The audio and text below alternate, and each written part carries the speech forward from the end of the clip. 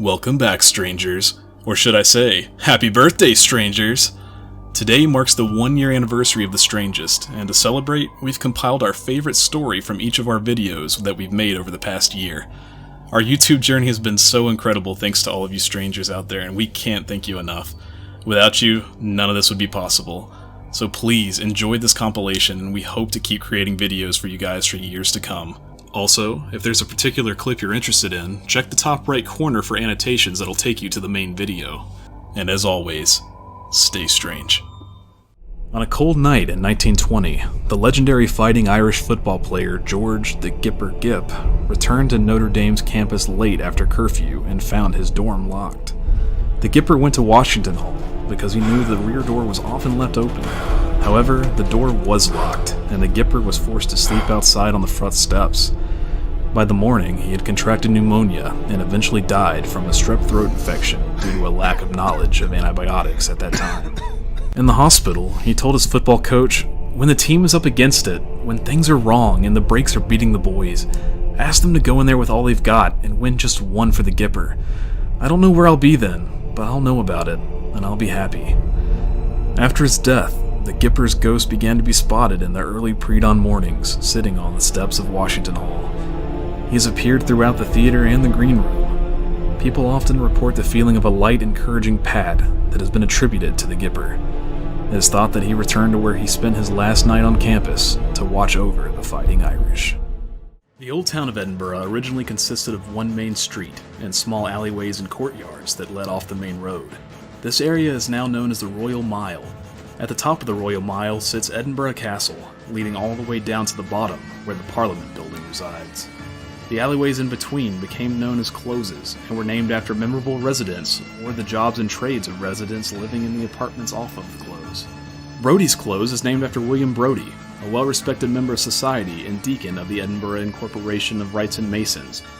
Brodie was a master craftsman and was responsible for installing and repairing locks of banks, businesses, and many homes of the rich. In 1768, Brodie used his position to copy the keys to a bank and successfully stole £800, which would be about £120,000 by today's currency. He used this money to maintain a secret life of gambling and supporting 2 different mistresses and the 5 children he fathered between them. In 1786, he recruited a gang of thieves to go on a crime spree that lasted for 2 years, until the police were finally tipped off that Brodie was the mastermind behind a failed armed raid.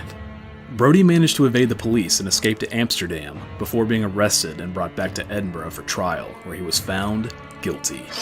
Before being hanged, Brodie attempted to bribe the executioner to prevent himself from his imminent death. However, these bribes fell upon deaf ears, and William Brodie's story came to an end. Or did it? Not long after, his ghost began appearing at his old workshop and family home. His ghost can be found walking along his clothes with a set of keys, sometimes accompanied by a fire-breathing dark horse that he brought with him from hell.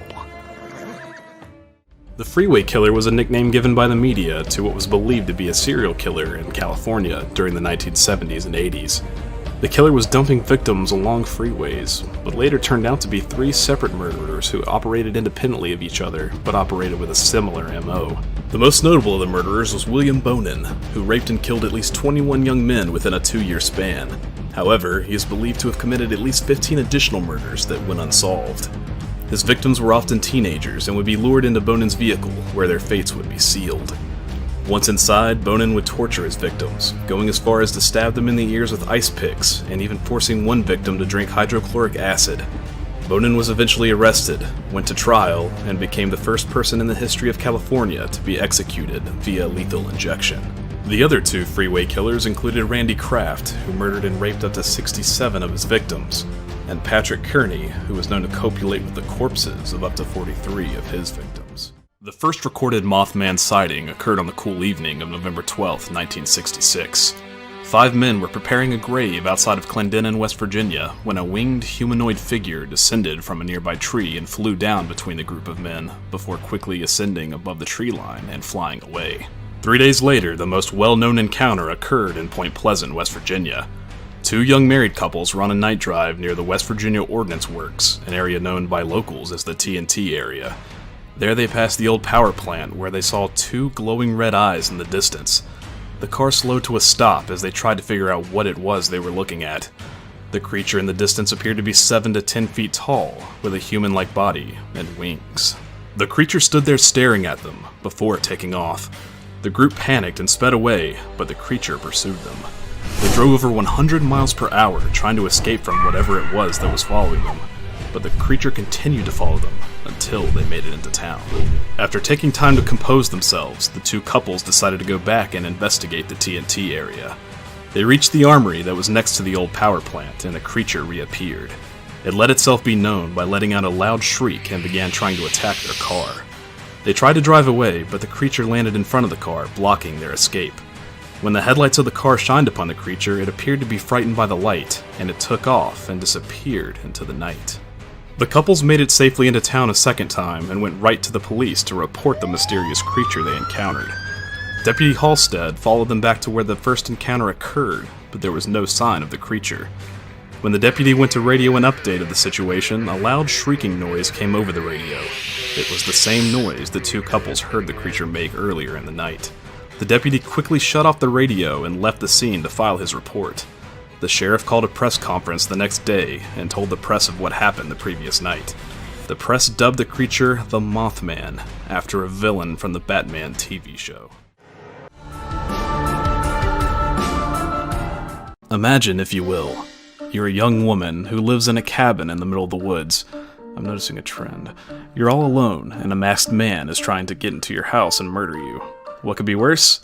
Imagine that you're also deaf and mute. No calling the police, no hearing the footsteps coming up behind you, nothing. That is the unfortunate situation the protagonist of Hush finds herself in. However, this is no damsel in distress. She's a strong, independent woman that don't need no man. This movie's a game of cat and mouse that will leave you screaming at your television, trying to tell a deaf woman what to do. This was a movie I stumbled onto accidentally, but it quickly became one of my favorites and really gives you a look into a human's resourcefulness and will to live.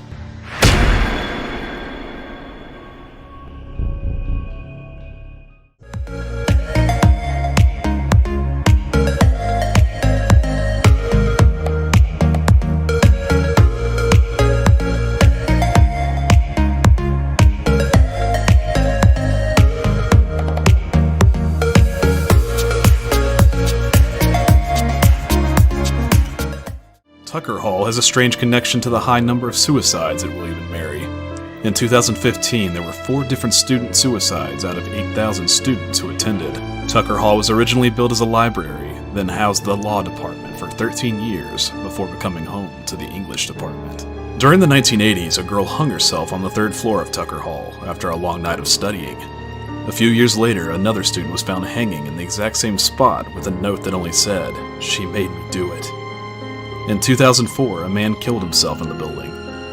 Many have reported a strange girl who comes up to those pulling an all-nighter in the building and asks how their study's going. If the student says fine, she'll tell them they should call it a night and head to bed. If the student doesn't listen, the girl throws a fit and slams her hands on the walls and tables until they leave. If the student responds that studying is not going well and they think they may fail, the girl tries to convince them to kill themselves to solve all their problems and shortcomings in life.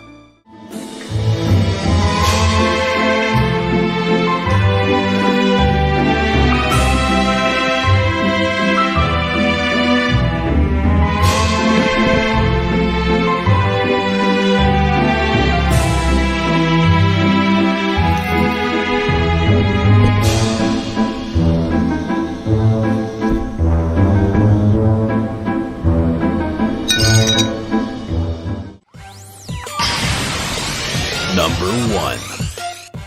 You're walking outside, minding your own business, when suddenly you see a shadow dart in front of you. You shrug it off as a bat or bird, until you turn around and see an evil smile following you. You try to run, but it's no use. You just became this next Pokemon's victim. Gengar is a ghost Pokemon that wants nothing more than a playmate. The only problem is, it wants to kill you so your ghost can fill that position. Gengar, the shadow Pokemon. Should you feel yourself attacked by a sudden chill, it is evidence of an approaching Gengar. There is no escaping it. Give up. Gengar gives new meaning to being afraid of your shadow, and if you're not careful, you'll be forced to play with it forever and ever. The Hotel Britannia Adelphi opened in 1914 and is the third hotel to occupy the site. The first was built in 1826 and was replaced by the second hotel 50 years later. Many guests decide to never check out and instead spend eternity wandering the hotel floors. George is an apparition that appears standing next to a guest's bed on the 5th floor. He is believed to be the ghost of a guest who fell, jumped, or was pushed out of a window on the 5th floor in the 1920s. There's also a ghostly young lady with long black hair and staring eyes who roams the halls, along with the bellboy who was killed when he was caught between floors on an old elevator. An apparition is often seen hanging out of a window on the Crosby room. Other ghosts include a female pickpocket, a 15-year-old page boy, and the Grey Lady in a Victorian dress. We would love to spend a night in the most haunted room of this hotel. Number 4. Our next theory is about our favorite small-town chief of police and a certain telekinetic preteen. We all know that Jim Hopper lost his daughter Sarah to cancer at a young age. But what if the upside-down logic of the Stranger Things universe could lead to Eleven being Hopper's daughter? In a world where monsters are roaming the earth, children have psychic abilities, and mothers communicate with their children through Christmas lights. Is it really that hard to believe? Sure, you would think Hopper would recognize his own daughter, but hey, he's got a lot on his plate right now. Theorists also note that he left waffles for Eleven in the season 1 finale, without anyone telling him that she was addicted to them. But hey, who doesn't love waffles? The legend of the Richmond Vampire began on October 2nd, 1925, when the C&O locomotive engine 231 was awaiting construction workers to load their debris onto the train's flatbed cars while in the Church Hill Tunnel. The tunnel was built in 1875 and had fallen into disrepair and was being renovated when the roof of the tunnel collapsed onto engine 231 and its crew. Workers at the entrance of the tunnel managed to escape and reported seeing a man-like form emerge from the tunnel, covered in blood, with visibly jagged teeth and hanging flesh from its body. The figure then quickly raced towards the James River. When people pursued, it escaped to Hollywood Cemetery and disappeared into the mausoleum of William Worth Poole. William Poole was an 80-year-old bookkeeper who passed away in 1922. However, his mausoleum mysteriously only lists the year 1913 on it, along with W.W. Poole. The W's appear almost like fangs inscribed on the mausoleum. The architecture of this strange tomb is both Masonic and ancient Egyptian design. The year 1913 may simply mark his wife's death, or the absence of a death year could allude to Poole's immortality. Local legend says Poole was exiled from England when he was discovered to be a vampire. After the Church Hill Tunnel collapsed, workers tried to recover the bodies of missing men who were trapped beneath the tunnel. Yet, they only discovered the body of Tom Mason, sitting upright in the engineer's cab, exactly how he was when it collapsed. No other bodies were found, and engine 231 was left abandoned under the debris, and the entrance of the tunnel was bricked up. Everything was fine at the house when they first moved in, and they were like, some weird shit started happening. And I swear it was after we played with that Ouija board. I guess it released something in the house. I don't know. On Sunday, June 6th, 1993, a horrific tragedy occurred in the small town of Windsor, North Carolina. The manager and cashier at a Below market were finishing closing the store along with the Sunday night cleaning crew. Unknown to them, they were not the only ones in the store. The monster had come in and hid silently in the back while waiting patiently for the store to close. Around 6:15, once the doors were locked, the man appeared with a gun, rounded up the 6 employees, and took them to the back butcher room. Here, he bound them with duct tape and gagged them. He stacked them 3 by 3, 2 on top of each other, with the intention of shooting through the stacks to save ammunition. The monster fired the gun into the stacks until he ran out of bullets. He then grabbed a butcher knife and began slashing at the victims. He stabbed so hard that he broke the knife in a victim's back before slowly leaving the store and disappearing into the night. The killer left without making sure his victims were all dead. One person managed to get free from the blood-soaked duct tape and crawled across the store to a phone and called 911. The police found 3 dead, 2 critically injured, and 1 victim completely unharmed physically. The unharmed victim described the attacker as a black male between 30 to 35 years old with a solid slender build and a military-style haircut. He had light brown slanted eyes with a narrow nose bridge that was possibly caused from a sports injury. The killer told his victims that he was a former police officer who was unjustly fired. Police believe this is untrue and are still unsure of the stranger's identity. He left with $3,000 in cash and the store keys in a cloth shopping bag and has never been seen again. Real monsters are humans, and on December 6, 1991, monsters descended upon a yogurt shop to rape, murder, and burn 4 teenage girls in Austin, Texas. Elise Thomas and Jennifer Harbinson were both 17 and working part-time at I Can't Believe It's Yogurt. They were closing the shop while Jennifer's 15-year-old sister Sarah and her 13-year-old friend Amy Ayers waited for them to get off. However, at 11:03, a sale was recorded on the cash register that simply read, "No sale," before a nightmare straight out of hell was unleashed. Around midnight, firefighters responded to a fire at the yogurt shop. While battling the fire, they discovered the bodies of 3 girls stacked on top of each other near the back door. They were naked, bound, and gagged with their own clothes, and each had been shot in the head execution style, including the 4th, who was not in the stack.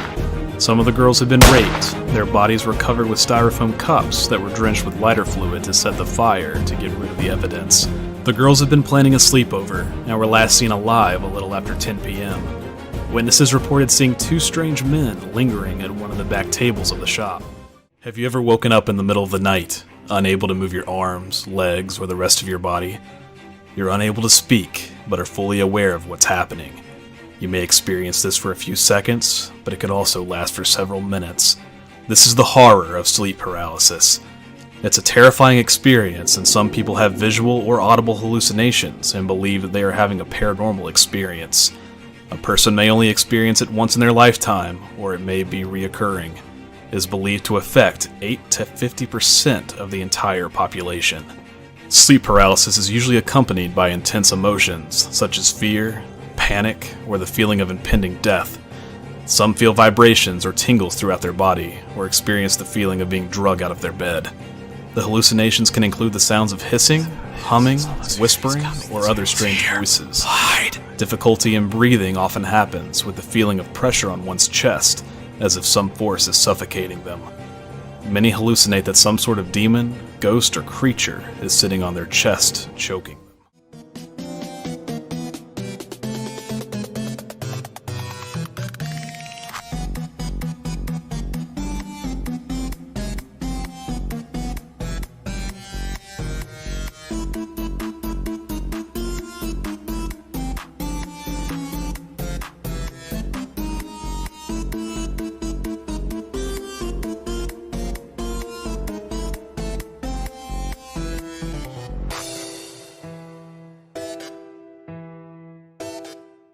Wilson Hall is the most famous haunting at the university.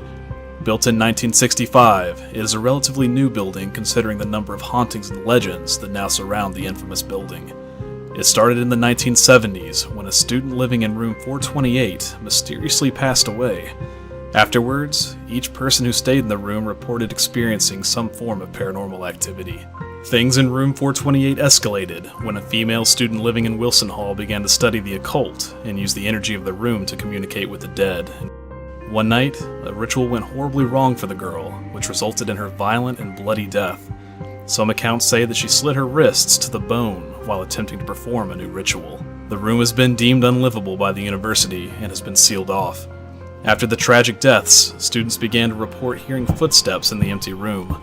The door would violently slam shut, and items left inside would randomly fly across the room and be left in a mess. Shadowy, ghostly figures are often seen roaming the halls of Wilson. The Ridges are a part of campus that were formerly the Athens Lunatic Asylum, a mental hospital that was open from 1874 until 1993. The asylum treated children and adults suffering from various mental disabilities. It became a popular place for Civil War veterans to seek treatment for the condition we now know as post-traumatic stress disorder.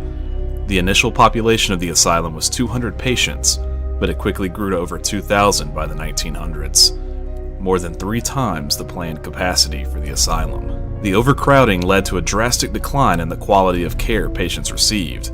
However, the more patients, the more profit. Patients who were able were put to work on the hospital's farm, and the patients that couldn't work or rebelled underwent inhumane and torturous treatments. Patients would be submerged in ice water for extended periods of time. They would have electric shocks administered directly to their temples, and the hospital quickly became known for their lobotomies to treat depressive or psychotic tendencies. Many lobotomy patients ended up dead or left in a catatonic state. Today, the ridges are used as classrooms, offices, and storage for Ohio University and the Kennedy Museum of Art. However, the former mental hospital's past still lingers with haunting reminders of the building's dark history. A stain of Margaret Schilling's body is etched into the concrete floor of the ridges. Margaret Schilling was a patient who vanished from her ward, only to be found several weeks later in the abandoned top floor of the old infectious patient ward that had been closed a year earlier. They found her naked on the floor with her clothes neatly folded beside her. She had somehow gotten locked inside of the old ward, and her body was so badly decomposed that her bodily fluids permanently stained the concrete floor she died laying on. If you aren't unfortunate enough to see the stain, you may still encounter Margaret Schilling, or one of the many ghosts of former patients and staff wandering the building at night. Many witness darting shadows and people appearing in mirrors behind them. Many parts of the ridges that are used for storage or are abandoned are full of asbestos and lead, making it costly to tear down or fully renovate each part that had fallen into disrepair. On August 20th, 1966, a man was flying a kite on Vinton Hill in Niterói, Brazil, when he stumbled upon the bodies of two young men partially covered in grass and leaves. The men were wearing formal suits, waterproof coats, and each had a pair of homemade lead glasses covering their eyes. Police found an empty water bottle, a receipt for the bottle, two small wet towels, and a notebook nearby the bodies. Besides work notes, the notebook mysteriously read, 1630, be at the determined place. 1830, swallow capsules. After effect, protect metals, wait for signal. In Portuguese. There were no signs of trauma or any evidence of struggle. No autopsy or toxicology report was ever performed because the coroner's office was too busy, leaving the internal organs of the victims to become too decomposed for reliable testing. The men were identified as Manuel Pereira de Cruz and Miguel Jose Viana. They were two electrical technicians from Campos dos Goitacazes. Friends and family told police that the two left town 3 days earlier on August 17th to go buy work supplies and possibly a car, saying they would only be gone for the afternoon. Instead, the men rode a bus 110 miles to Niterói, allegedly with the money to purchase all that they needed. When they arrived, they bought waterproof coats at a local shop and then one bottle of water from a local bar. The bartender later told police that the men were very nervous and constantly checking their watches. Police believed this occurred right before they left for the hillside, and the men were never seen alive again. Ferries regularly travel from Rathlin Island to Ballygally Castle, where you will find another old haunted castle overlooking the sea that has been turned into a hotel. Ballygally Castle is over 400 years old and is haunted by three very active spirits. The most well known is Lady Isabella Shaw, the wife of Lord James Shaw, that only wanted a son so he would have a proper heir. When Lady Shaw finally gave birth to a son, Lord Shaw took the baby from her and locked his wife in a tiny room at the top of the castle. One report says Isabella grew restless and possibly went insane in the room, until she tried to escape, only to fall to her death. Others said that Lord Shaw or someone he hired threw Isabella out the window at the top of the castle. Now, Isabella roams the castle in search for her baby. Guests hear strange noises, witness a mysterious green mist, and sometimes smell the old vanilla scent the lady was known to wear. She is most often seen in the tiny old room she was imprisoned in. Today, it has been fittingly named the Ghost Room, which guests can stay in. Madame Nixon lived in the hotel during the 19th century and is thought to be the second ghost that roams the castle at night. Guests often report mysterious footsteps and glimpses of a phantom woman wearing a silk dress roaming the halls. The sound of a child running around playing and laughing is often heard around the castle grounds, even when no guests have kids. The restless child is known to play pranks on guests and staff. He loves to knock things over and unfold sheets and towels so unsuspecting staff who open locked rooms only to find them mysteriously in disarray. The first recorded sighting of the monster occurred in the 6th century when the Irish monk St. Columba encountered a group of people burying a man by the River Ness that had been killed by a supposed water beast. Columba sent one of his followers across the river to investigate, but was attacked by the beast. St. Columba made the sign of the cross, saying, "Go no further. Do not touch the man. Go back at once," causing the creature to pull back and flee. Nessie was sighted again around 1871 when a Mr. Mackenzie reported an object resembling a log or overturned boat squirming slowly through the water before quickly vanishing. The monster myth grew when a new road was built along the loch. In 1933, George Spicer and his wife witnessed an enormous prehistoric animal that was 4 feet tall and 25 feet long, with a never-ending neck like an elephant's trunk cross the road in front of their car moving towards the loch. Later that year, Arthur Grant, another motorist, encountered the same creature. He described it as having a long neck with a tiny head, almost like a seal and plesiosaur hybrid. Hugh Gray claimed to have taken the first photo of the monster in 1933. However, most believe it's just a blurry photo of his golden retriever fetching a stick out of the loch. In 1975, the famous surgeon's photograph that started the Nessie craze was exposed as a hoax, accomplished by using a toy submarine attached to a fake head and neck. Throughout the years, most photographs have been too blurry to make out anything or have been later proved to be pranks and hoaxes. In 2014, a satellite photo taken on the Apple Maps appeared to show a 100-foot shape swimming in the loch. The mysterious outline sparked new interest in the beast, and there have been at least 9 reported sightings of the Loch Ness Monster in 2017. Each year, 200,000 tourists travel to the Scottish Highlands to visit Loch Ness in hopes of getting a glimpse of the monster for themselves. On June 10th, 2009, a contest was held on the Something Awful internet forum. It was a contest in which participants were required to Photoshop normal photographs into something paranormal. A user by the name of Eric Knudsen, or his username Victor Surge, submitted 2 images featuring a group of children with a tall, slim man in the background.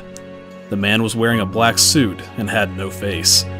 The pictures were accompanied by text, which added context, claiming the tall man was connected with multiple child abductions. He named the creature the Slender Man. Knudsen said his slender creation was inspired by Zach Parsons' That Insidious Beast, Stephen King's The Mist, and the Mothman of Point Pleasant, West Virginia. The first picture submitted read as follows: "We didn't want to go. We didn't want to kill them, but its persistent silence and outstretched arms horrified and comforted us at the same time." The second photograph was captioned, "One of 2 recovered photographs from the Sterling City Library blaze, notable for being taken the day which 4 teen children vanished, and for what is referred to as the Slender Man. Deformities cited as film defects by officials. Fire at library occurred 1 week later. Actual photograph confiscated as evidence." The pictures quickly went viral, and people began creating their own images and stories of the mysterious Slender Man, which paved the way for many stories and creepypasta that we know today. Belize police enlisted the help of FBI and Scotland Yard for detective work and forensics, but the case has remained cold. The serial killer is referred to as Jack, after the infamous Jack the Ripper that mutilated women in London. Jack may have had some sort of medical training and used surgical tools to make precise cuts along the girls' bodies. It is believed that at least 3 of the victims were held captive in the same place because of the relative proximity their bodies were found to one another. It seems possible that there may have been 2 killers, due to the way some of the victims were held down and cut, suggesting the need for multiple individuals. It could also explain why the killings continued while suspects were incarcerated, suggesting the accomplice was still out there. Some girls appeared to be raped, but not all victims showed signs of this. The motive for the killings has also not been determined. The way some of the murders differ causes some experts to argue that not all of the girls were the victim of the same killer. One theory is that the killer stalked the children of single parents from low-income families. They would befriend their victims with gifts before abducting them. A girl hung herself on the top floor of Gramley Dormitory. Students on the second floor report hearing the furniture move in the middle of the night, along with sounds of marbles dropping from the floor above them. Supposedly, this is the haunting sound of the dresser that the girl moved and the jar of marbles that was knocked over the night she killed herself. Students have also seen a man in black in the basement of the dorm, usually sighted in the community kitchen. Sometimes he appears as a full-bodied apparition, but other times he only appears as ominous black smoke. On November 28, 1873, a 16-year-old Salem Academy boarder from Augusta, Georgia, burned to death in the single sister's house. She was practicing piano when an ember from a stove caught her dress on fire, causing her to run through the building. Running only caused the flames to grow before they could be put out. She passed away later that day, and students still report seeing a woman in a period dress peering from the windows of single sisters, usually between 2 or 3 in the morning. Is it the girl who died from her horrendous burns, or is it one of the restless spirits of those who died in the building when it was usually used as the college's infirmary? Bob and his dog stopped and stood motionless as they watched a flying dome 20 feet wide hovering above the grass. It did not move, and there was no sound coming from the object. It appeared to be made of a dark metallic material, shiny but rough like sandpaper, with what looked to be small propellers resting underneath its circular bottom. The strangest thing was the dome appeared to be solid, before quickly becoming transparent, as if the craft had some sort of cloaking device. Suddenly, 2 small spheres covered in long spikes dropped out from the dome and came at Bob. They made horrifying sucking sounds as they latched onto his pants, one on each leg.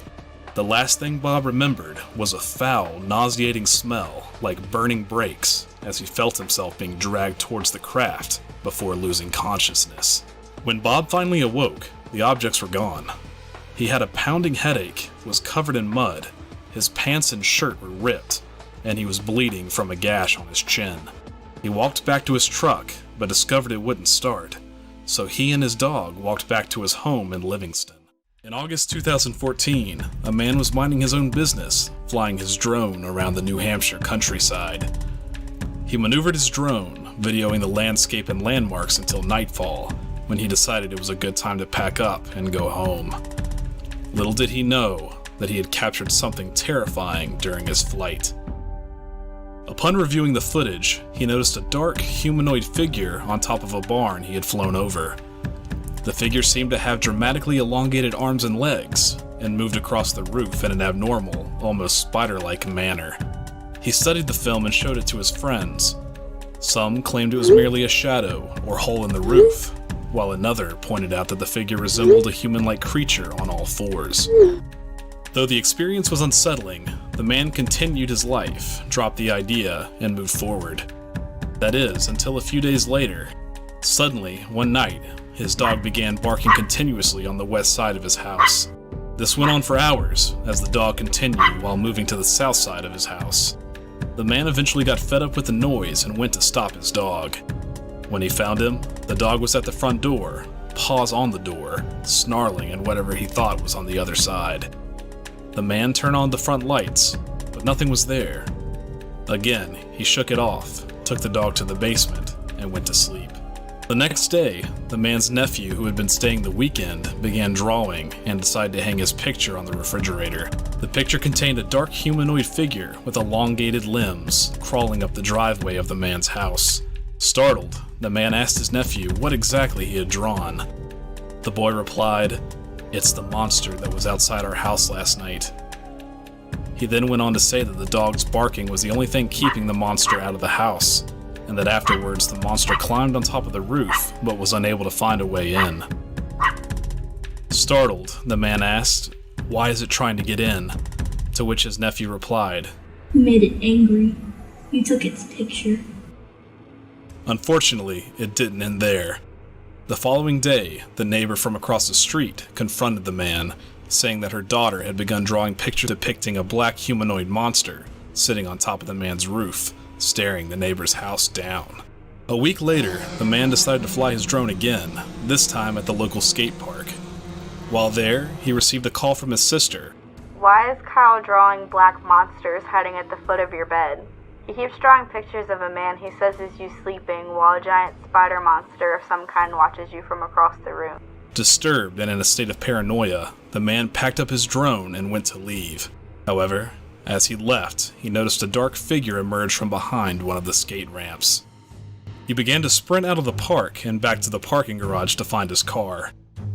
He tried to convince himself that he was just overreacting, but as he got to the parking garage elevator, he noticed a hooded figure walking towards him. Convinced he was overreacting, he held the door open for the hooded man. The man walked in, the doors closed, and the nightmare began. The hooded figure contorted its body, falling backwards on its arms and legs. The lights on the elevator flickered on and off repeatedly as the creature continued contorting its body. As the doors finally opened, the man saw the monster's red eyes staring at him. He dropped his drone's case and ran. Though the details of this story seem far-fetched, he was not the only person that seems to have come in contact with this monster. The Shambles is York's most famous street, and today you will find a nice mix of shops, restaurants, and pubs that you can visit and enjoy. However, the design of this unique narrow street and the Elizabethan buildings surrounding it are the result of the street originally being the city's butcher block. The cobbled channel in the middle of the street between the raised pavement was designed to dispose of the blood, guts, and waste that was left flowing through the street. The overhanging buildings were designed to allow greater floor and living space above the butcher stalls, but they also provided the perfect shelter to protect the hanging meat from the sun and rain. You can still see the hanging hooks left in some of the buildings, along with the lingering spirits of the past. Many of the shops in Shambles claim to have their own ghosts, but one that appears regularly for over 100 years was a tall, well-dressed gentleman wearing a bowler hat. He was often seen standing outside or in a shop window from the 1800s until around the 1940s. He would often wave or smile to those who caught his eye, but would quickly vanish if someone tried to speak to him. Strangely, he has not been seen since the end of World War II. The family usually kept to themselves on the isolated farm, but Andreas had recently told a few people in the nearby town that a series of unexplainable events that began happening in the middle of March. While surveying the farm after a recent snowstorm, Andreas found mysterious footsteps in the snow that led from the forest on the edge of his property to the family's home before they mysteriously stopped. There was no other tracks leading back away from the house. Andreas searched everywhere on his farm and inside the home for any other evidence of the strange visitor from the woods, but it was like they vanished without a trace. Later, Andreas woke up in the middle of the night to the sound of footsteps and odd noises coming from the attic. However, he found the attic to be empty when he went to investigate. Andreas told his neighbor that his keys had gone missing from inside the home. He had also found a strange newspaper in his house that none of his family recognized, and his shed appeared like someone had tried to pick the lock and break in. His neighbor offered him a gun for protection, but sadly Andreas declined the offer, still refusing to believe that something truly sinister was happening on the farm. On the evening of the 31st, an unknown monster lured Andreas, his wife, his daughter Victoria, and granddaughter into the barn, one by one, where they were ambushed and murdered with a mattock. It appeared that the adults died almost instantly from their fatal wounds, but Andreas' little granddaughter suffered for hours alone next to her dead family, repeatedly tearing out her own hair while she slowly passed away.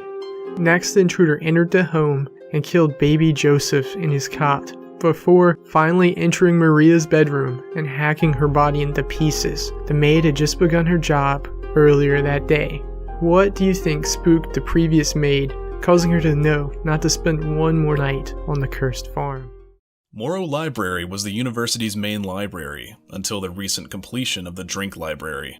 Morrow is now an auxiliary library and museum that still has a couple of quarrelsome spirits wandering its halls. Those left alone in the building often report hearing loud arguments between multiple voices, despite no one else being in the building. Sometimes books and other items will fall off the shelves without explanation. In 1899, Nikola Tesla, the famous inventor and electrical engineer, intercepted radio signals unlike any of the natural radio sources on Earth. He believed the signal was coming from an intelligent life on Mars using radio waves to communicate using a number system as their language.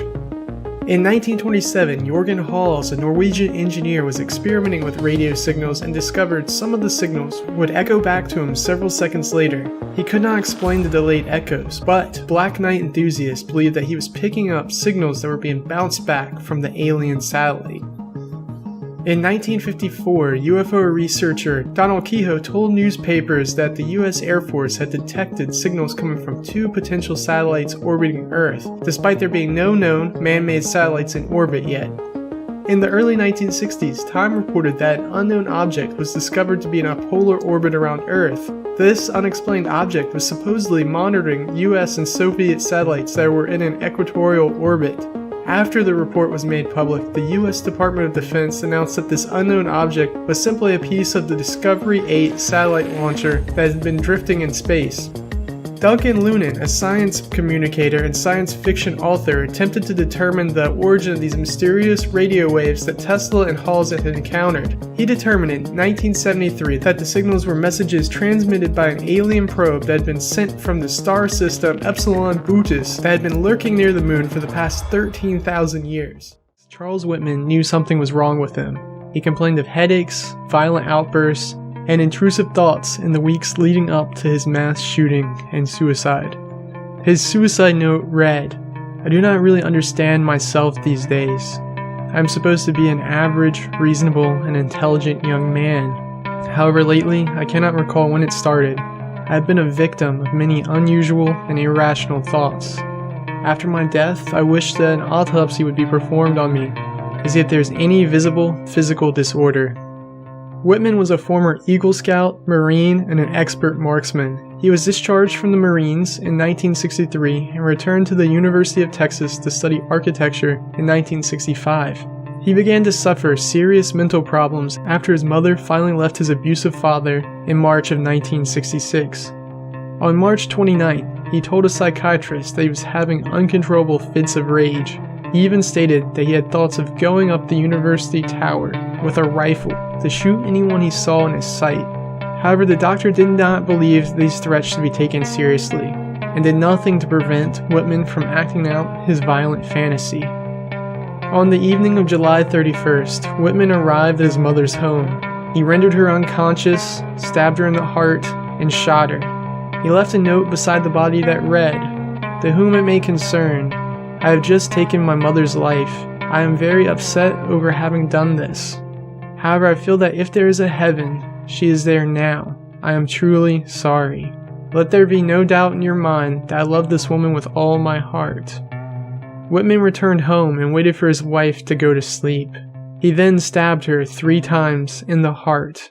He typed a note before her death that said, "I loved her dearly. I cannot rationally pinpoint any specific reason for doing this."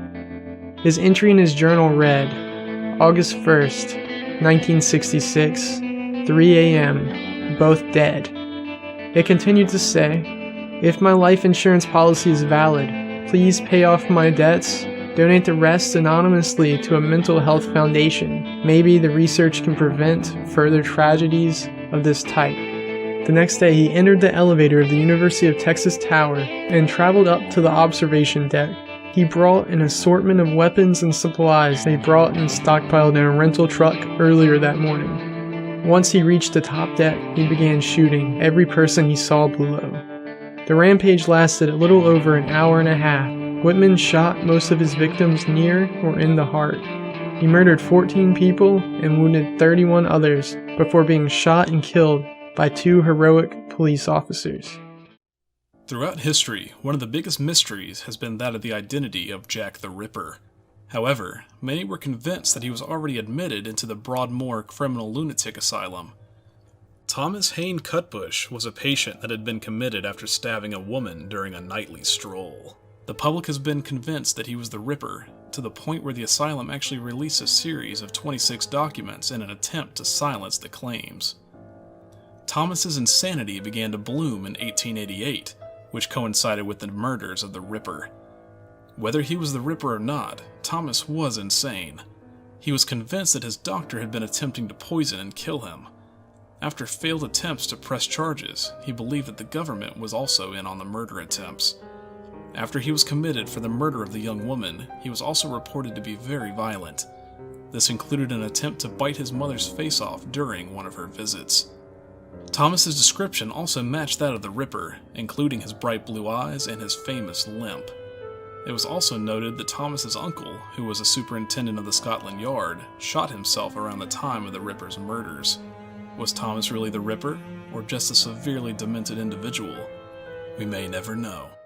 In the Holy Spirit, we cast you out, demon. The power of Christ compels you. The power of Christ compels you. Also, you should check out our channel, Stay Strange, which is going to be used for any gaming content, skit videos, anything that doesn't fit our normal algorithm or our normal taste in videos. It's our experiment channel where we can do anything that we don't think will quite fit the Strangest, and we'll throw it up there. So the link will be down below, but you should check it out and subscribe.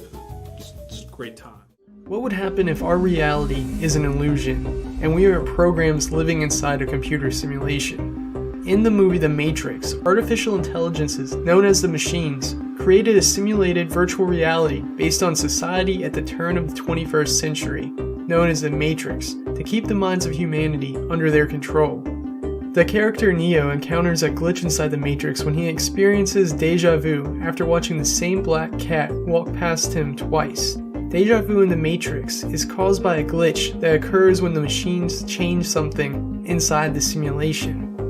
If our reality is a simulation like the one presented in the Matrix, then it makes many wonder if we experience similar glitches in our simulated reality, like the ones presented in the film. These glitches can be like deja vu, precognition, or premonition, where a person perceives something that breaks the laws of physics or rules of our reality. There's a whole subreddit on Reddit dedicated to eyewitness stories that cannot be explained with critical thinking, called r Glitch in the Matrix, along with lots of different Ask Reddit threads where thousands of people have shared their reality-shattering experiences.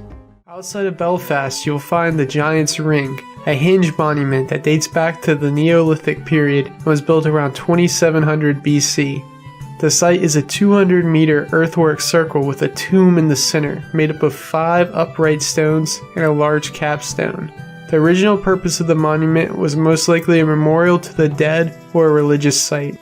The Giant's Ring predates the pyramids in Egypt and Christianity. Archaeologist Michael O'Kelly believed the site, along with others like it around Ireland and Britain, were built by an ancient cult known as the Cult of the Dead. The cult followed an early religion which venerated the dead as one of its core principles. Some believe that the site has been used by many different cults and pagan religions as a location for many sinister rituals and even possibly human sacrifice.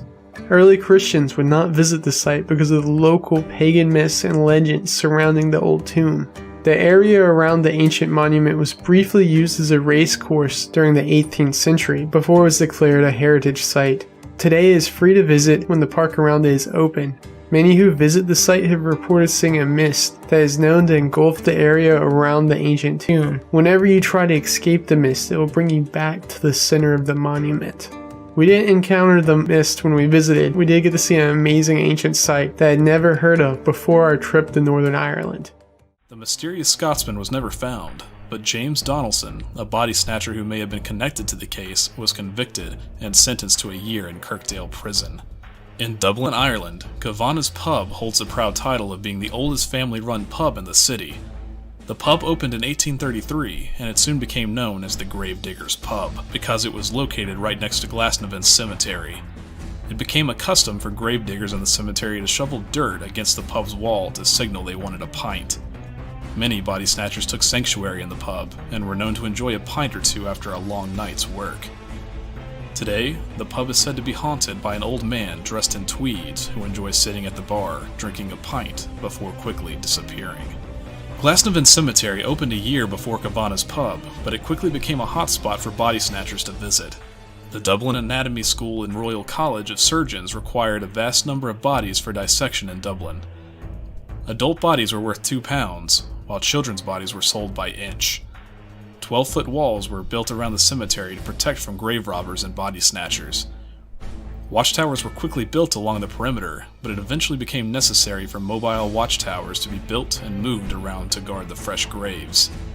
The cemetery tried placing heavy slabs over important graves, installed cages around others, and employed a team of watchmen to protect the remains of people's loved ones. Today, Glasnevin Cemetery is the final resting place of 1.5 million people across its 124 acres.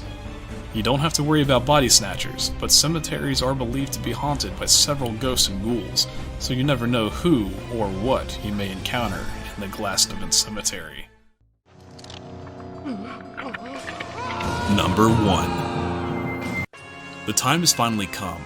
You fought through terrifying temples, fought creepy enemies, and you've reached the plateau, the final boss. You're out of the woods, all of the disturbing gameplay is over. Well, never mind. Majora's Mask is the final boss of the game, and is by far the creepiest, most unnerving enemy in the game. Hell, even before the boss fight starts, it's creepy. First you enter the moon's mouth and find 4 children, all wearing the masks of the previous bosses you killed. Then, sitting by himself like the little emo kid from high school, is a child wearing the mask of Majora himself. You speak to him, and the fight begins. The first phase of the fight involves Majora transforming into a giant Roomba and sliding across the room in an attempt to kill you, while the disembodied boss masks shoot you from afar. After defeating them, Majora grows arms, legs, an eye, and some sick dance moves. He begins to frantically dance around the stage trying to kill you, while simultaneously beating his high score at Dance Dance Revolution. If you beat this form, Majora turns into his final form, Majora's Wrath. This form features Majora getting swole and developing a taste for steroids, as well as growing a cute little demon head. He is completely sporadic and begins to grab and attack you with his tentacles that would make a Japanese hentai blush. If you manage to defeat this abomination, you've beaten this creepy game, save the world of Termina, and get a nice souvenir of eternal nightmares. What a prize! Himalayan people have had legends of mythical creatures living in their mountains for thousands of years. The Mirka is a wild man that local legends say that anyone who sees one will soon die or be killed. The Boon Mankey, also known as the Meti, or more commonly as Yeti, is a man-beast, sometimes translated as Jungle Man. Often a Yeti is a warning sign or a figure of danger in local legends, a reason to stay close together and safe within the community by avoiding the dangers of traveling alone and wild animals. When Alexander the Great conquered the Indus Valley in 326 BC, he demanded to see one of these mythical beasts. However, locals told him they were unable to bring one because Yetis cannot survive in low altitude areas. These local legends were mostly forgotten by the outside world until modern times, when Westerners began traveling to the Himalayas. In 1921, Lieutenant Colonel Charles Bury led an expedition up Mount Everest. Afterwards, he told journalist Henry Newman of an unexplained experience his team encountered while scaling the mountain's north face. He said his men noticed unknown dark shapes moving around in the snow above them. When they reached the area where they saw the shapes, all they could find were large human-like footprints in the snow. Newman published this story, and soon adventurers from around the world wanted to climb the Himalayas to try to catch their own glimpse of the mysterious, abominable snowman. In the 1950s, Yeti fever exploded when Eric Shipton, a highly respected Mount Everest climber, discovered and took photos of unusual footprints when he was searching for an alternative route up the mountain. These footprints looked human-like, but were massive and had a thumb. The Daily Mail published these photos in 1954, along with an alleged photo of a Yeti scalp, which got the attention of Edmund Hillary, the first recorded person to summit Mount Everest. Hillary launched his own investigation into the creature with the focus of discovering how they live at such a high altitude. Tom Slick, an American oil tycoon, spent 6 months with over 500 porters and bloodhounds in an attempt to be the first to find hard evidence of the existence of the creature. However, no one could find definitive proof of the existence of the elusive creature. On October 21st, 1978, 20-year-old Fred left Victoria's airport in Australia at 6:19 p.m. He was piloting a rented single-engine Cessna headed for Kings Island over the Bass Strait. Shortly after sunset at 7 p.m., Fred radioed Melbourne Air Flight Services and spoke with controller Steve Roby. Here's a recording of the exchange. I recommend turning on the closed caption subtitles if you can't make out exactly what they're saying. This is Delta Sierra Juliet. Is there any known traffic below 5,000 feet? No known traffic. Seems to be a large aircraft below 5,000 feet. What type of aircraft is it? I cannot confirm. It's 4 bright, seems to me like landing lights. The aircraft has just passed over me at least 1,000 feet above. Is there any Air Force aircraft in the vicinity? No known aircraft in the vicinity. Seems to be playing some sort of game. He's flying over me. Delta Sierra Juliet, it's not an aircraft, it's... Can you describe the aircraft? As it's flying past, it's a long shape. cannot identify it. It has such speed. It's before me right now, Melbourne. How large would the object be? Seems like it's stationary. What it's doing right now is orbiting. The thing is just orbiting on top of me. It's also got a green light and a sort of metallic, like it's shiny on the outside. It's just vanished. That strange aircraft's hovering on top of me again. It's hovering and it's not an aircraft.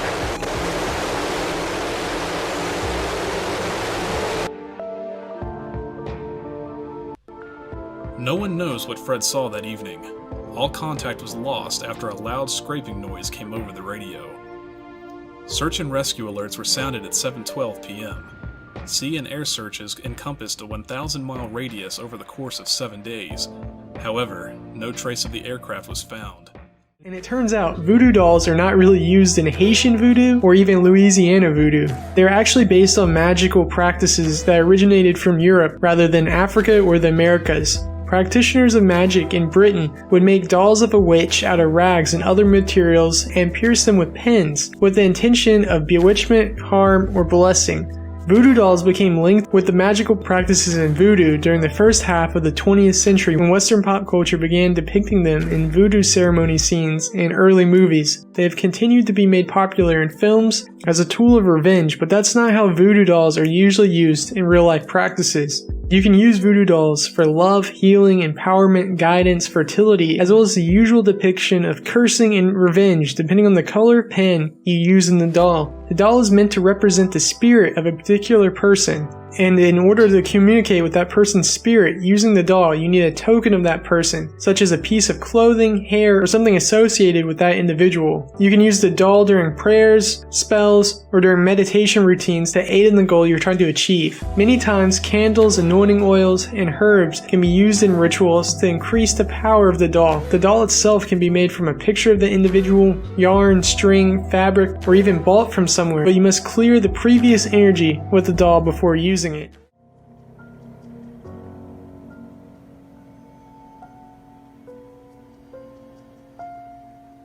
No. That's creepy. Like my hands literally were coming off of it the whole time. Really? Yes. Yeah, mine are really barely on there. Yeah, mine, I'm definitely not doing it. It creeped me out when I went to I because my grandpa's name was Irving, but it didn't continue spelling Irving, so I don't know. Now I can't say its name because I can't trust anyone. See, there you go, man. You messed up. Sorry. Time for Father Michael to have a drink, wash away the sorrows of the day.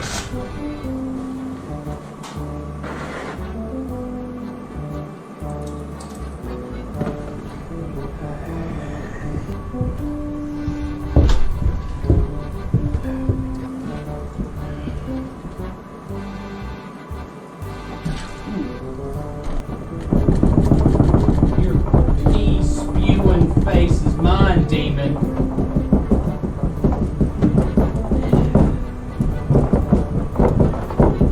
The power of Christ compels you.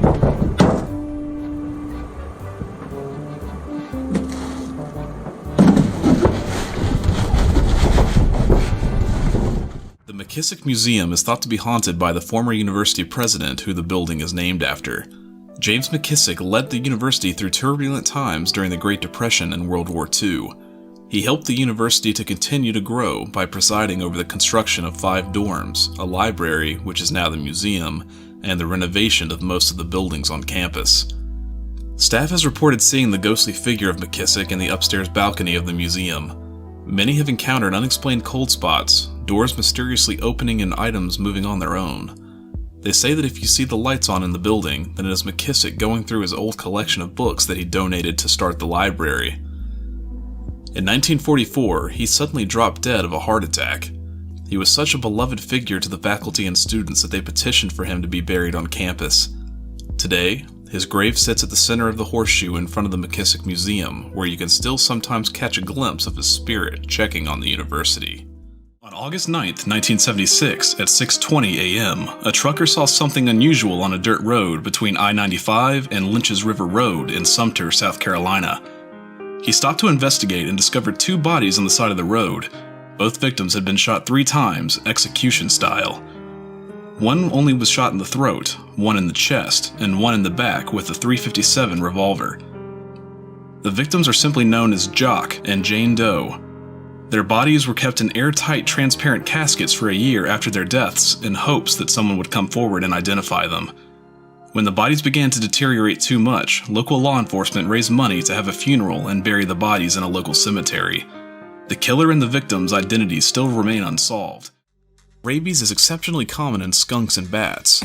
So imagine you're out camping one day and decide to take a nap in the campsite you set up. While you are asleep, a rabid brown bat is fidgeting around. You snort and startle the little guy. He freaks out and bites you. Brown bats usually weigh in around 6 grams, and their teeth are so tiny that the bite barely breaks your skin. It looks almost like a tiny scrape that you could have gotten on your hike up to the campsite, so you think nothing of it. Unbeknownst to you, the infection process has begun. The virus travels along your nerves to your spinal cord and brain. The incubation period for the virus ranges from a few days, months, and even as long as a year in some cases. If bit or scratched by a possibly infected animal, you should clean the wound with alcohol and seek immediate medical attention. You will then receive a number of rabies vaccines depending on if you've ever received the vaccine before. People at a high risk of exposure to rabies, such as animal handlers and veterinarians, should be vaccinated to reduce their risk of contracting rabies. The rabies vaccine does have risks and side effects of its own, depending on how a person's body reacts to the vaccine. You have to treat the infected bite immediately, because by the time you begin to show symptoms of rabies, you're as good as dead. The only treatment is the Milwaukee Protocol, which involves putting infected patients into a chemically induced coma and administering antiviral drugs. Right now, the treatment is considered with only one patient surviving with a full recovery. Other survivors of the experimental treatment have been left mentally disabled upon awakening from the chemically induced coma. Over 99% of cases of rabies that reach the symptom state are fatal, and only 8% of patients treated with the Milwaukee Protocol survive. Initial signs and symptoms begin with headaches, fevers, and body aches. Symptoms that someone wouldn't think too much of at first. However, you soon begin to become anxious, scared, and confused. As the virus progresses, you become fidgety and can't stop shaking. You start experiencing the feeling of uncontrollable fear and terror as the virus hits your amygdala and amplifies the horror you're going through. You start getting thirsty, but you can't drink anything. You yearn for water, but with every drink, your throat closes and you puke. This continues and you develop hydrophobia, the fear of water. Your saliva production greatly increases, and you get that infamous foaming mouth look. As the virus progresses, you begin to become fidgety, experience anxiety, confusion, insomnia, hallucinations, and your brain begins to swell. You slowly begin to experience terror, delirium, and finally, a coma. Death usually occurs within 2 to 10 days after your first symptoms. The most famous disappearance in the Triangle is the mystery of Flight 19. On December 5, 1945, a squadron of 5 U.S. Navy bombers took off from Fort Lauderdale, Florida, for a practice mission over the island of Bimini. The squadron consisted of 13 students and their commander and trainer, Lieutenant Taylor. Almost an hour and a half into the mission, Ground Command began receiving distressed radio transmissions from a confused Lieutenant Taylor. At the time, he was flying over the Bahamas, but he was convinced that they were somewhere over the Florida Keys because of faulty compass readings. Taylor refused to relinquish command of the squadron to any of the other pilots. He continued trying to correct his position by flying north, thinking he was taking the squadron back to Florida, but it only took them further out to sea. It's believed that the squadron continued flying over the open ocean until they ran out of fuel and ditched the planes in the sea. However, no wreckage or sign of the crew was ever found. When it became apparent that Flight 19 was lost, search and rescue planes and ships were alerted to search for any survivors. At 6 p.m. PBM 5, a flying boat took off on a rescue mission to find Flight 19. Again, in another strange twist inside the Triangle, at 7:30, the 13-man crew called in a routine radio update and was never heard from again. At 9:15 p.m., a tanker ship reported seeing flames from an explosion 100 feet in the sky. The ship searched for survivors, but only found a pool of oil and aviation gas. PB disappeared from radar at the same time as the reported fireball in the sky. An onboard explosion is believed to be the reason of the crash, but an exact cause was never determined of what happened to Flight 19, other than faulty compass readings. The All Saints Church Cemetery, you will find a strange grave that has the name of Alice inscribed on it. It is easy to find because of the rings and other gifts that people will leave behind to pay their respect to the grave of poor Alice Flagg. Alice's life reads like a 19th century Shakespearean tragedy. She was the sister of the very successful and wealthy Dr. Allard Flagg, but she fell in love with a man who was from an undesirable social class for her to marry, according to her brother. However, Alice defied her brother's wishes and secretly became engaged with the young lumberman who stole her heart. When Dr. Flagg discovered her engagement, he sent Alice away to boarding school in Charleston, where she quickly contracted malaria. Dr. Flagg graciously allowed poor sick Alice to return home, but it was too late. She died soon after from what those close to her believe was a broken heart. After her death, her brother discovered Alice's engagement ring attached to a ribbon under her dress. Enraged that his sister still defied his wishes even in death, Dr. Flagg took the engagement ring and threw it into the marsh so it could never be found again. He had her buried in the same cemetery as her family, but would not allow the family name to be inscribed on her grave. The ghost of Alice has been seen at the Hermitage, her family's old plantation. She is often spotted going up the staircase to her old bedroom. Others have witnessed a ghostly woman in a white dress walking out the front door of the Hermitage, clutching something under her chest. Visitors to the All Saints Cemetery often report seeing a young woman wandering the grounds, looking as though she's frantically searching for something. Some have encountered Alice's ghost in the marsh surrounding the area, desperately searching for her beloved ring that her brother hid from her in death.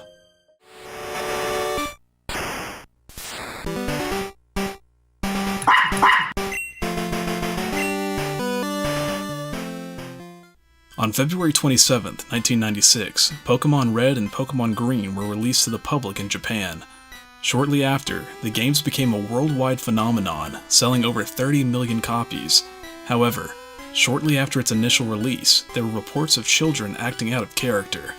It seemed that upon reaching a certain point in the game, children were becoming depressed, developing illnesses, and in some cases, committing suicide.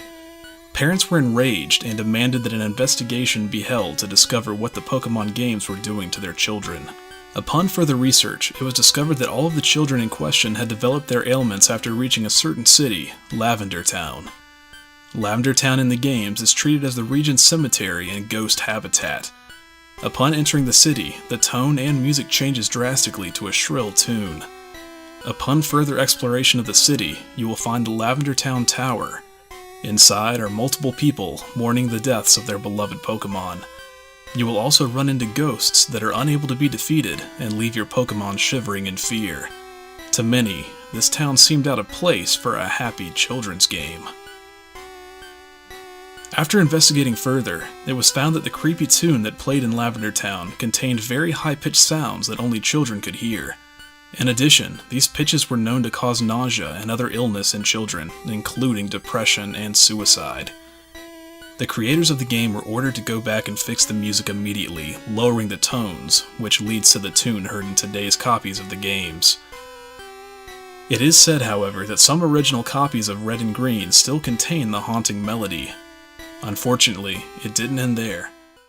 In 1967, the Soviet Union had an embarrassing disaster on a global stage when the Soyuz 1 parachute failed to properly open after re-entering the atmosphere, killing cosmonaut Vladimir Komarov.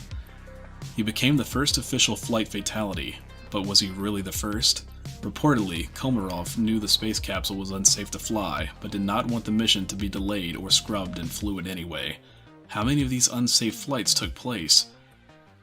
In 1969, the Soviet Union continued to face global shame as the United States Apollo 11 successfully put men on the moon.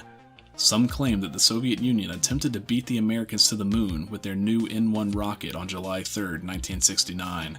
However, it exploded. Another rumor is that the second Soviet space crew attempted to reach the moon before the Americans, but failed to achieve lunar orbit and overshot the moon. The Soviets officially claim all of their lunar test missions were either unmanned test flights or space probes. The Soviets officially ended its moon landing program in 1974. His smile is all teeth. Everything about him screamed fake. I didn't know what else to say or do. About that time, my wife arrived home from work and found me and the strange priest in our living room. My wife was happy to meet our first neighbor, but it didn't take long for the preacher man to start asking my wife the same awkward questions. Are you Christian? How long has that been happening for you? She tells him her grandfather was a minister, and she was saved really young. The whole time, the preacher has this look of disbelief on his face. You could tell he didn't believe anything we were saying, and thought we weren't true Christians. He told us we needed to be saved as adults. He needed to lead us away from our wicked worldly ways that had let us slip into what we thought were Christian lives. He went into a tantrum about the devil and feeling the devil's work in our house. My wife really did not appreciate any of this, and before she could get mad at the holy man, I tried to get him moving towards the door. He just wouldn't get out. He kept saying that he would see us on Sunday, but tell us we were going to hell if we didn't change our ways. Finally, I start pretty much shoving him out the door until he dramatically acts like I threw him out the door and down the steps in disbelief that I was trying to get him out of my own house. All I heard him say before I closed the door was, "See you there on Sunday." So does it pick up EMF? Yeah, it does. Does it pick up anything really with a magnetic field? Yeah, it does. Does it find ghosts? That's up to you. I'll leave that up to Ethan and the rest of them. But as far as I'm concerned with this thing, you know, this is fucking $60 if you buy the US one. And in this case, this is $30. There is like $5, maybe $6 worth of electrical components on this thing. And so my opinion of it is, you know the old saying, if the women don't find you handsome, they should at least find you handy enough to fucking solder together $6 worth of horse shit and find a goddamn ghost in your house. With the voices gone, Abby and her family went on vacation to de-stress after her recent health scare. Yet the voices returned and told Abby that she must return to England immediately for treatment. She listened and returned to London to see Dr. Azawone again, because he was beginning to trust the voices. The voices once told her, "To help you see that we are sincere, we would like you to check the following." They told her 3 separate pieces of information that she had no prior knowledge of, but upon checking the information out, she discovered everything the voices had told her was true. She began to have increasingly more delusional thoughts and hallucinations. The voices gave her a specific address of a large London hospital. They told her she needed to go there and ask for a brain scan because her brainstem was now inflamed from the tumor. She was running out of time. Abby's initial request for a brain scan were turned down because of the lack of evidence and anything physically wrong with her. Dr. Azawone continued to request and negotiate with the hospital to perform a brain scan to see if there was anything physically wrong with her causing these strange voices. The scan was finally approved and performed the following month. More scans were ordered when the first did show signs of a mass in Abby's head. Luckily, the doctors believed a safe operation could be performed to remove it before it grew any larger. Abby underwent surgery in the following weeks, and the doctor successfully removed the entire tumor that had been growing on her brain. When Abby was in the recovery room afterwards, she reported hearing the strange voices one last time saying, "We are pleased to have helped you. Goodbye." Abby made an amazing recovery and did not require any additional treatment or medication. It is well known that lesions on the brain can cause psychiatric symptoms, but this was the first documented case of hallucinatory voices successfully diagnosing a patient, comforting them, and encouraging them to seek a specific treatment. There is a ghostly lady dressed up in all blue that is often seen walking slowly into Ponce de Leon Hall at night. Sometimes she heads towards the dining hall and appears to be confused by all the unfamiliar furniture in the room. Other times she can be seen covering her face and looking as if she's crying. She is not one of Henry's many lovers, but she is another restless spirit still suffering the heartbreak and grief from her previous life. The lady in blue was the mistress of another wealthy man who stayed in the old luxury hotel. Every day the man would promise that he was going to leave his wife for the lady in blue, but he would always make up an excuse as to why he couldn't do it right away, until the ultimate test of his love came. The lady in blue proudly announced to her lover that she was pregnant with his child and expected him to finally leave his wife and marry her. However, the man denied his love for the mistress and claimed the child most likely belonged to another man the harlot had been sleeping with. Hysterically, the lady in blue packed her belongings and fled. However, she tripped on her long, beautiful blue dress while going down the stairs and broke her neck in the fall. She died instantly, becoming another heartbroken victim of the hotel. In 1691, King William III of England and II of Scotland decreed that all Scottish Highland chiefs must take an oath of loyalty to him.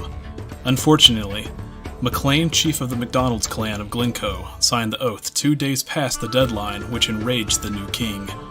To set an example for all Highland clans, the Secretary of State for Scotland ordered the deaths of MacLean and his clan. In early February of 1692, a regiment of British soldiers from the Campbell clan arrived in Glencoe under the command of Captain Robert Campbell. They claimed to be peaceful visitors in the area and took advantage of the clan's Highland hospitality. The soldiers stayed in the homes of the MacDonalds for 12 days, until Captain Campbell received his orders, which read, "To fall upon the rebels, the MacDonalds of Glencoe, and put all of the sword under 70. So in the wee hours of February 13th, the soldiers began brutally murdering their hosts as they slept.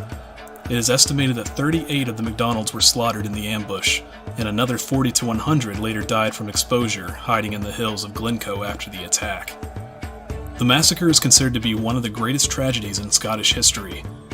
Many believe that Glencoe is still haunted by the horrific events that occurred that morning hundreds of years ago. The ghosts of MacLean and the slaughtered MacDonalds are often witnessed in the glen. Many report encountering spirits of the clan still hiding in the hills. Some nights, phantom pipers can be heard playing in Glencoe.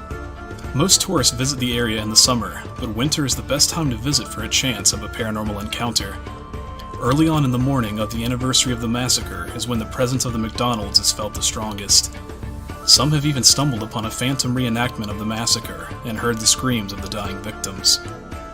Many believe the massacre could have been worse if it wasn't for the supernatural warning from the clan Cognac, an invisible Scottish banshee whose cries were supposedly heard at a nearby waterfall on the night before the disaster. Some of the clan members took the cries as an omen and fled into the mountains before the massacre began.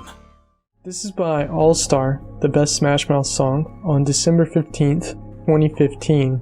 I bought this for a friend, but I couldn't resist using it first. I'm very skeptical about this stuff, and I wanted to show her she was full of shit. Before I gave it to her, I tried it out. One thing that you'll find is that spirits are funny and have a great sense of humor, but don't use this box in one place for too long. They are attracted to communication and will flock to it. If you use the box in a room, they will manifest and move things, and it takes a lot to get them out. And then you have the bad ones, as I like to call them. They are worse. You have to get really nasty with them, but that's for another time. So just be careful, don't open up a portal unless you are ready. Otherwise, stuff starts flying around the house and scares everyone. Starting shit in one of the planes is not good unless you know how to properly work the energy.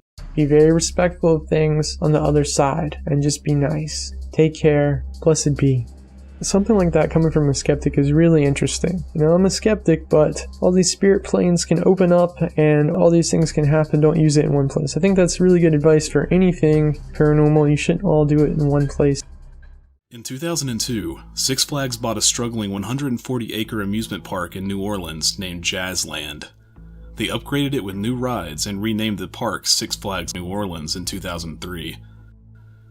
By 2005, Six Flags was planning to upgrade the park further and add a water park, but those plans were put on hold when Six Flags New Orleans closed for Hurricane Katrina. Most of the park was flooded and submerged for over a month in water that reached up to 7 feet deep in some areas. Much of the floodwater contained corrosive salt water that damaged many of the rides beyond repair, effectively making it a total loss. The park was the least profitable of all Six Flags parks in the country, and the damage caused by Katrina was estimated to be over $32 million. Yet, Six Flags only received $11.5 million for the loss from their insurance company, causing the park to not be rebuilt and the land lease returned to the city in 2009. Since then, all redevelopment plans for the property have fallen through. Proposals for the site included multiple amusement parks, an outlet mall named Jazzland, and even plans to build a power plant on the abandoned site. Since the property has been vacant for over a decade, it has been used to film several movies that include Dawn of the Planet of the Apes, Jurassic World, and Deepwater Horizon. Despite this, the park is in very poor condition. Trespassing is strictly prohibited, and the property is patrolled 24 hours a day by the New Orleans Police Department. There are several stories online and YouTube videos of people sneaking into the property successfully, but there are also many posts online about being caught and charged with trespassing. We drove to the entrance of the park and filmed with a drone. It appeared like you could attempt to go in if you wanted to risk trespassing for the thrills of YouTube views. The abandoned park is still like a swampy wildlife reserve. We saw a giant snake while there, and the property is also supposedly home to alligators, wild boars, fire ants, and water moccasins. Visit at your own risk. In April of 1922, 2-year-old Pauline Picard was playing alone outside of the family farm in Gosse-Alaude, Brittany, France. The area was a small and safe community, and Pauline's mother let all of her 9 children roam free on the surrounding farmland. However, when she called Pauline in for supper, she never returned. Her parents frantically searched for her, and more than 150 people from the surrounding area joined in the search for the missing girl. However, the massive search party turned up no trace of Pauline.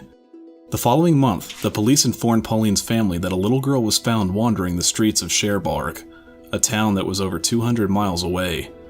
The girl matched the description of Pauline, and her parents believed it was her when the police showed them a picture of the girl. Pauline's parents traveled by train to get to their missing daughter, but upon meeting her, they were uncertain if it was truly her. The girl appeared to not recognize her parents and did not speak or react to their native Breton language. The family decided to bring the girl home with them, believing that Pauline was simply malnourished and traumatized by whatever caused her to end up in the strange town far from home. Everyone in the area was happy to have little Pauline back home. Her brothers, sisters, and everyone in the community that saw the girl believed that she was Pauline. However, she didn't appear to recognize anyone, except she did seem frightened of the area of the farm where she was abducted from.